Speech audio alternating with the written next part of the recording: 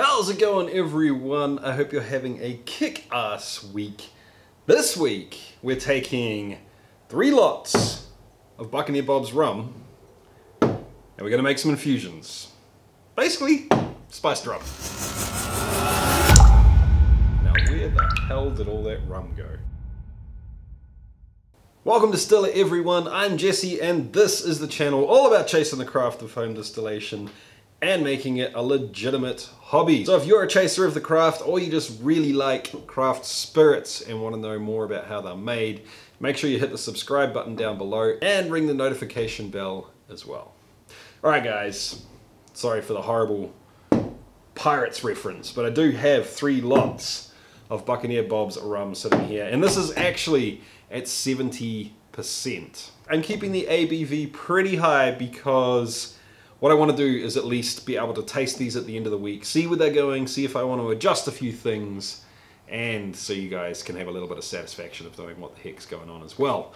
If you guys want to take a little bit longer to do this and probably do it, to be honest, the right way, I would proof this down to maybe 65–60%, somewhere around there. But anyway, that's where we're at. It's pretty obvious we're doing 3 different recipes today, so I won't keep you in suspense too much longer about that. We're doing kind of more of a traditional spiced rum with a little bit of a twist on it.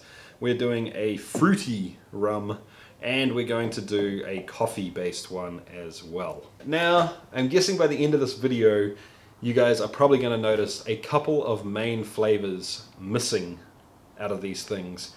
And the reason I've left it is I think that that could go together into another type of rum quite nicely. So if you have an idea of what I'm thinking about there, guys, or you've got an idea yourself, make sure you stick it in the comments down below for us. Alright, let's get stuck in, and why not, let's do the more traditional style first. Here we go. First up, we have 1 whole vanilla bean, which of course has been split down the middle to get more flavour out. We have 8 to 10 cloves, depending on their size. 1/4 teaspoon of ginger powder. A couple of really good pinches of cayenne pepper, probably about 1/8 of a teaspoon. 1/4 teaspoon of nutmeg. A very small piece of real licorice root. And half a star anise pod. You know what, actually, let's make that 1/4 star anise pod. I'll be honest guys, the technique here is pretty freaking simple. I'm just gonna put it all into a jar, leave it for a week, and whenever I see it on my way past, I'll give it a good shake. Like I said earlier, if you really want to do this properly, you'd probably change things around a little bit and aim for a little bit longer infusion. But it is what it is, guys, and like I said, I just wanted to get you a result this week. On to the second recipe, which is the fruity one. Once again, we're starting with half a vanilla bean this time. Of course, it's been split down the middle. I've got 3 dried apricots, which have been cut up. Next up, I'm going to add the zest of half an orange. I'm a muppet. I didn't buy the freaking orange. I'll add it tomorrow, guys, I promise you. And lastly, I have a slice of fresh pineapple. Once again, guys, the only thing I'm doing is putting it all into the 70% ABV Buccaneer Bob's homemade rum. If you're not sure what this rum is, I'll put a card up top for you and you can check out exactly how I've made it. Alright guys, let's get on to the last recipe, which is made primarily of 10 whole coffee beans. Next up, I'm using around about 10 hazelnuts as well, which have been crushed slightly just to give them a little more surface area and the alcohol more access to them. I'm also going to add about 10, again, raisins into the mix as well. I'm hoping to give a slight sweetness and a little bit of a background fullness with these guys. Once again, I'm actually adding just a touch of cinnamon. I almost don't want this to show up at all. I want this just in the background. And pretty much the same thing for half a vanilla bean. I just want that slight perception of flavour. I do not want a full-on vanilla bomb with this. All went into the jar as well, and like I said, pretty much every time I just happened to walk past these things, at least 2 or 3 times a day, I'd give them a good shake and make sure things were mixing up nicely. Time to cut in here real quick, team, because I need to say a huge thank you to the Patreons. Seriously guys, there is no way whatsoever that I could keep making these videos without your help. It is 100% appreciated. Things like this only happen around here because you guys are contributing to the channel. So thanks. So these things have had a week chilling now. It's time to taste them and see how they're going. Now you may have noticed, obviously, that I didn't put any wood in these, and the reason for that is I knew that I only had a week to get them sort of going and see what I thought of them. I knew that a week was nothing for the wood. If I need wood, I need time.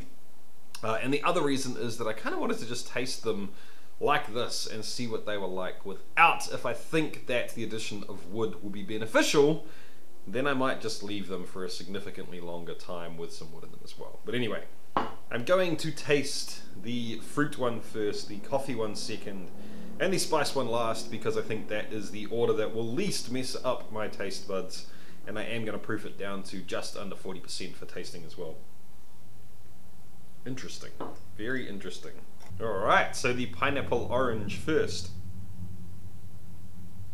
The pineapple's bright up front. The orange is sort of more zesty and lingery at the end, which makes sense because it is the orange zest, not orange juice.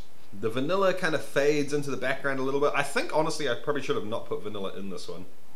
There's something just a little medicinal about it.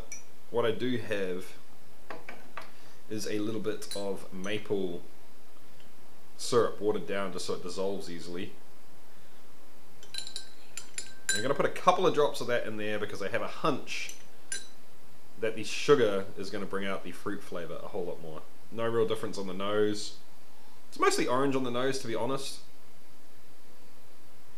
Heaps better. Okay, so the medicinal, that takes the sort of medicinalness away from it.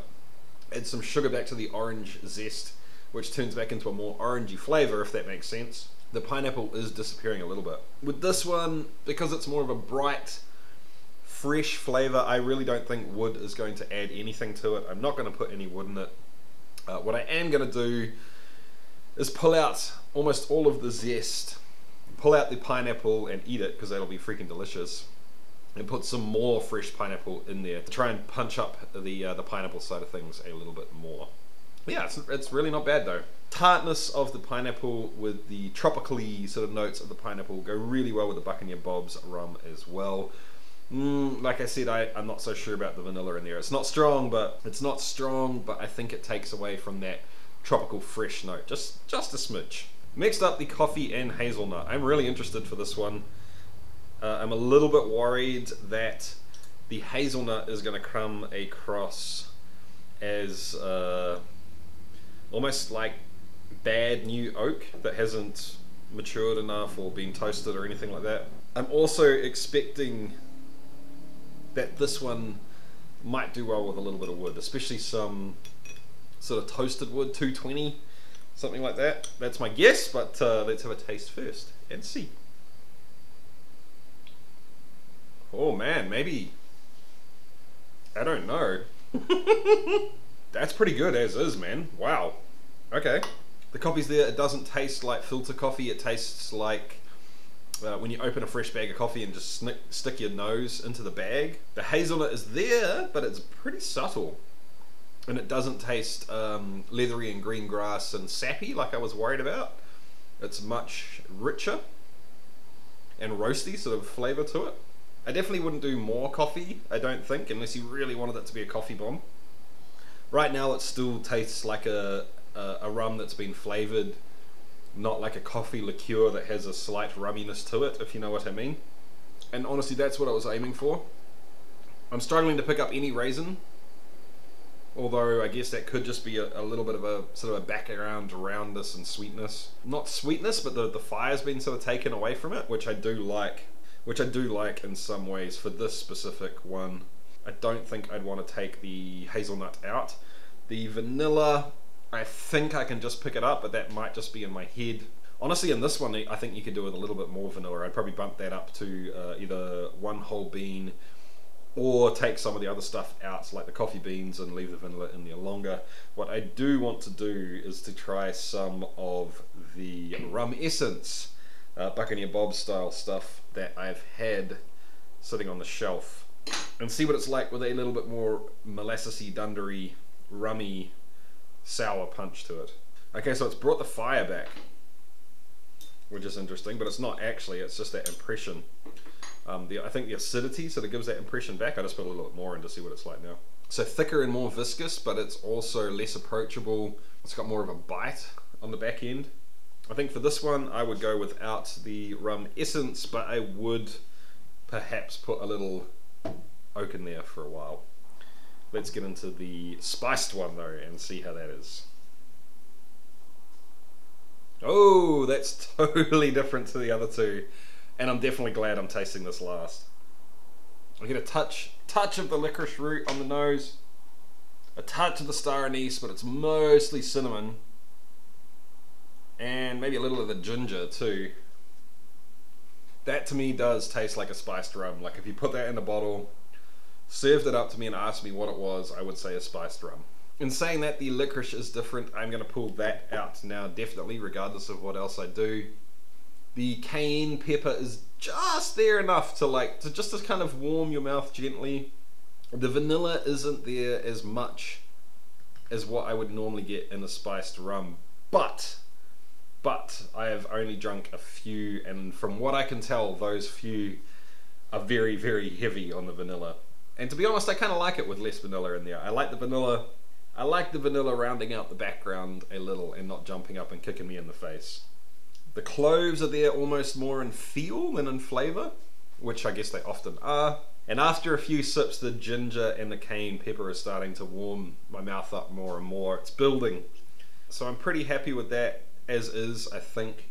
I think this one would definitely benefit from some oak. I do not think that the rum essence works in this, but I think a little sweetness will.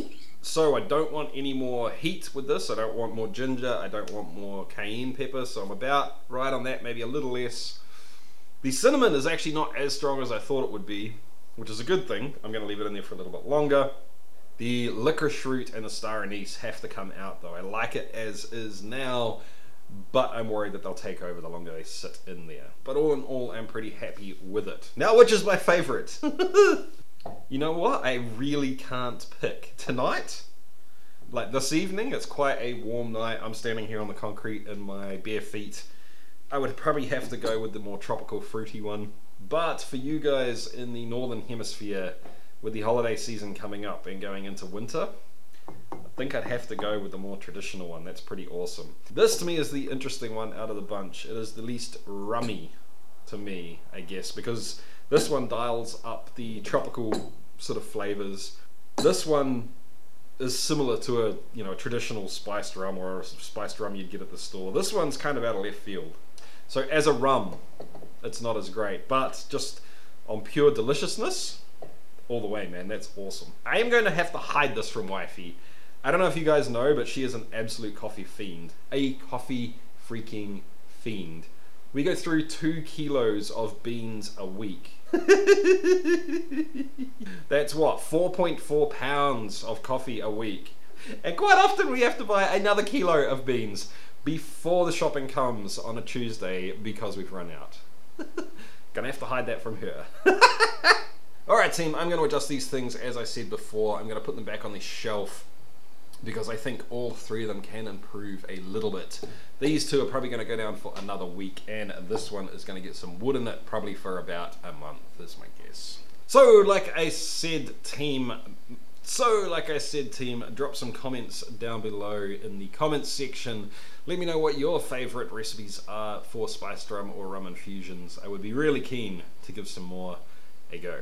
That about does it for me this week, team. So if you liked this video, make sure you give it a thumbs up. If you really like it, help me out and make sure you share the video to anyone else you know that would enjoy it.